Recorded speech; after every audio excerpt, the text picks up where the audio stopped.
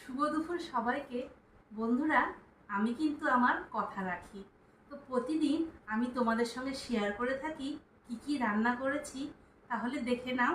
সবার প্রথমেই আছে এখানে গরম গরম ভাত, লেবু তো প্রতিদিন থাকে, এটা তোমাদেরকে কি দেখাবো।